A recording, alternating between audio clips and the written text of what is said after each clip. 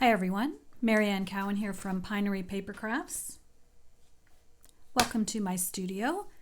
This is part 2 of my Getting Organized for the New Annual Catalog video series. In the first series, I showed you how I get my catalog ready, designer series paper, how I make some DSP sampler sheets, and other things, mostly about paper, catalog, and embellishments. In this video, I'm going to show you just a couple of things about ink pads, blends, well, not really too much about ribbon, and how I set up my my stamp sets and coordinating dies or punches. So let's start with the ink pads. There's really not a lot to say, except there's one thing that you might not have noticed. So as you know, they come with labels. These are the new in colors, which are gorgeous. Tahitian Tide, Parakeet Party, Sweet Sorbet, Orchid Oasis, and the last one is Starry Sky. So on the back, and it says here it's an in color. On the back, you will notice this big label, and there are two places that you can put the labels. There's English, French, and I'm not sure what the last language is, to be honest. So what I like to do is just grab the label with the name, and I always put it on this side, the side edge with the Stampin' Up label, because that's how I put my stamp pads in my storage rack. Okay, everybody knows how to do that. But they've also included plain colored ones. So I take one of the plain colored ones, and when you open up your stamp pad, I put it right in here so that when my stamp pad is open, I will know what color it is. Because when you have a couple of them open at the same time, for instance, these two, some of the colors look very similar, so you might not be sure which one you're working with. So this one is Orchid Oasis, and this one is Starry Sky. So there are those extra little strips on the back of the stamp pad that you can use for the inside. And then there's another just plain one as well. You could use it for something different. I haven't figured out what that is, but that's the stamp pads. For the ribbon, I am just putting a little green dot if it's in the current annual catalog. And then I'm going to put a little blue dot if it's in the mini catalog, and if it's retired, it's going to get a red dot. And I did think of, oh yes, I'll show you something else I just thought of today. So that's the ribbon. For the blends, one of my amazing team members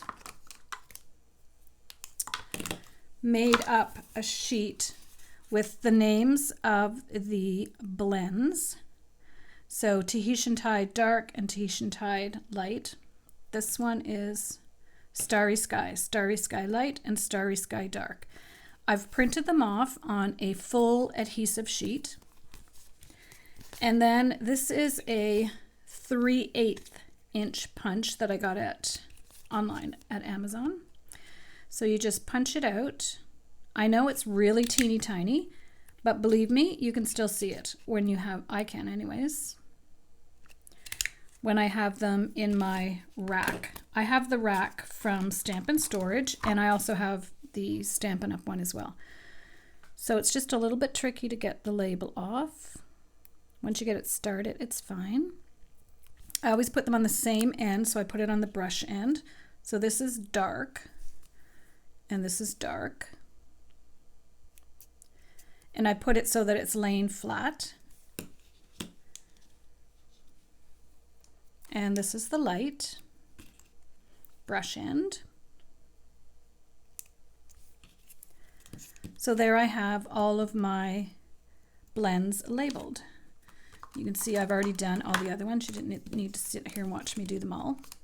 So I have them all done. And like I said, they're small, but you can tell what they say. So that's how I do the blends. 3/8 inch punch. And then lastly, how I do my stamp sets and dies. And I just thought of something now or earlier today that I'm going to start doing.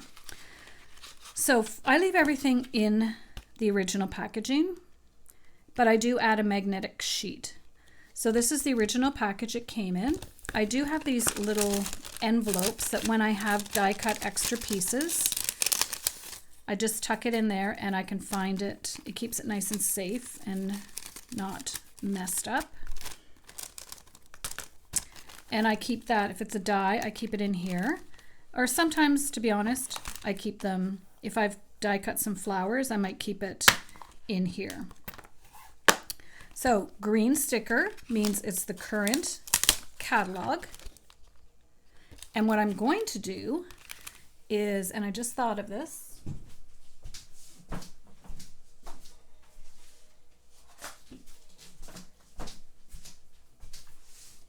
I'm going to add a yellow sticker if it's part of a bundle, or if it has a coordinating stamp set and dies, or stamp set and punch. So it's getting a yellow sticky. I'm making this up as I go now. Okay, so now I know there's a coordinating stamp set and die, and you just buy these at the store, at the Staples or Home Depot or Office Depot. Then what I do is at our Dollarama, another thing.